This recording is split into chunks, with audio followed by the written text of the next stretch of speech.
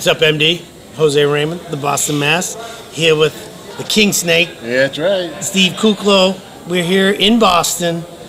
I tried to get in touch with him earlier, but he's a busy man, And luckily I had I always Carla. have time for this guy. Yeah. But we're going to do a quick one. I want to talk about one thing. Everyone thinks you're old. And I'm like, he's still a baby. What are you, 36, right? 36, yeah. 36 years old. I had a 10-year career. In my second year was 36. And I got so much better after that. Right. So you have a lot of time left. And you're not one of those guys who trains like an asshole. You're very, very particular with the way you train. You're very smart about how you go about pretty much everything. Right. I never see you at 350 or, No. You always look good. Thank you. And you're a handsome bastard. We can reconnect tonight. But I want to get into the Arnold Classic. This is what everyone's been saying, your best package yet. Yeah. And I'm going to agree that it was your best conditioning yet. But I think you got something special coming this weekend. That if you put even 3, 4, 5 pounds of fullness on top of that condition, because that condition didn't go away, Right. then you're going to be special. Like you're going to have a look that could arguably win the show. Yeah. Even if that crazy little Bonac is here. I agree. I think what we brought to Columbus was one of my best packages to date. I wanted to err more on the side of condition and separation and dryness, because that was always something that everybody said, you need to be a little drier, And it wasn't necessarily a condition thing, it was more like we could dry out a little more or not play the fullness game. So I think this show, you know how it is kind of coming off show to show. You either can, there's 2 ways you're going to go. It's either going to look worse, or if you're a guy that looks better progressively and kind of doesn't rebound hard and able to keep it all together, I think it plays in your favor. And I'm one of those guys that I just really hold the condition, and we can kind of feed in and look better. Yeah. And that's why a lot of guys were upset last year that we only saw you in Texas. Yeah. And I personally thought what you just explained, if we had seen you a little earlier, there was no doubt you belong on the Olympia stage. It was a real letdown for you not being there. And it's actually been a few years now, right? Been a couple of years. Obviously, 2020, I was questionable even that show was going to happen, and then you're pulling it off. Last year wanted to do it, but obviously just fell short with placing second in a couple times. So it was this year's where we make the redemption. Beautiful. Is anything that any of your strategy changed from last week to this week? Did you do anything different to maybe? I think, like you said, we're going to push fullness a little bit, not try to go crazy on it. I know I have a lot of room to fill if I want, just being a big frame.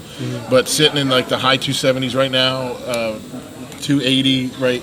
And I think I was around 273 or 4. That's beautiful. So You're right where I just said. I'm kind of a few pounds heavier. 5, 6, 7 pounds. It was a good, clean, that those 3-4 days carb up before the Arnold kind of filled my physique out a little bit while drying it out. Yeah. So I think we just carry that into this. And you had said prior to the Arnold that you were purposely trying to come in lighter, a little tighter, drier. Yeah.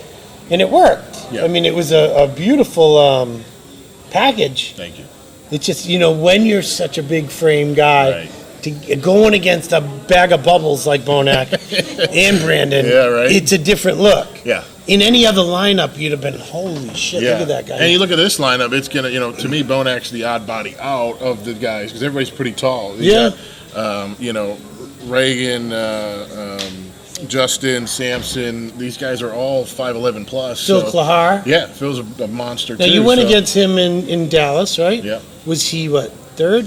He ended up third, yeah. Yeah. Phil was, it was a great show, that show. That was the first time I really saw Phil on stage, and I was very impressed with his physique.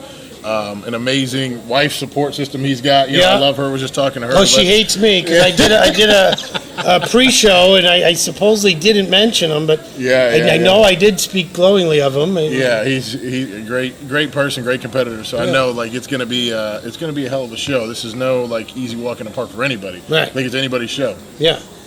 Now, after this show, after you win this show, let's say, you're done for the year, till the Olympia? Yeah. Or do you want to go and do a tour? I would love to do a bunch of shows, but it makes it for a long year. If you're competing in March for the Arnold and in Boston, and then you have to go wait till December for Olympia, That's a lot of beating on the body. So I think the smart strategy is shut it down, rest up a little bit, and then crank it back up for the Olympia.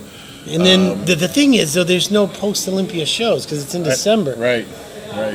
So you wouldn't hold on to it to go win Indy again or go to New York? I might. You never won the New York. I know. New York's. I've been right That's there. That's a big show, you know, prestigious-wise. Yeah. And that's not one you got in your feather. I know. I'd like to put one of those in there. Yeah. You know, so it's not out of the question, but we'll see how how my physique and because you got to play in all the little factors, the mental factors, the physical factors of competing, and that's why I've been able to do it so long, is making sure that I don't burn myself out. You have now. What year? How old were you when you turned pro? 21, 22? 20. I was 24. Right. That's why everyone thinks you're so old. You've Yeah. already had 12 years of you. I've been competing 2011 turned pro. Been competing since 2004. So That's crazy. yeah. And how much stage weight have you put on since then? I remember my first show was around 210. So if I'm 280 on stage. No, your first pro show. Oh, first pro show. I was like around probably 260, high 250s. All right. So So you a good weren't one of 20 those guys that like blew up. No. You were always a big kid. You slowly packed a little clay on, little clay at a time, Yeah. and that's why it was conditioning. Yeah. You know, it's hard to put on a ton of muscle and separation and detail, but when you do it like you did, you always bring a good package that looks good. It's appealing. You always place well. Even if I beat you back in 2015, hey, He did. we won't talk We'll put about that feather in the we cap. won't talk about that. But I tell everyone, I'm like, Steve Kuclo, he's awesome. I'm like, yeah, I beat him. If there's one guy that came from the 212s that I would be okay with beating me, it would be Jose. Thank you very much. So, all right, I think that's all. We covered everything. You want to give the beautiful, lovely coach that you have. I don't know if everyone knows about it. She's very outspoken, very boisterous, very gets in a lot of heated exchange where you don't do that. You're not an exchange guy. I stay pretty quiet. It's one of those things. I think a lot of people say stuff online they wouldn't say to you in person. Kind Exactly. Of thing. Everybody's got especially when they see you. exactly. But yeah, Gina don't hold back. She's been great. Since we started working together to now, she really takes her notes, does her homework, and every show wants to improve and really cares. I think as a coach and as a competitor, somebody that you're looking for a coach, you want somebody that really pours 100% into it and not spread too thin. And she's got a great group of competitors that are just local, but I'm like her main horse that she really puts a lot of time and effort into. So Would you be upset if she started prepping Bonac or any other? We'd have some words. All right, good, fair enough. See, a lot of people don't like that. All right, any predictions for the weekend? Anything?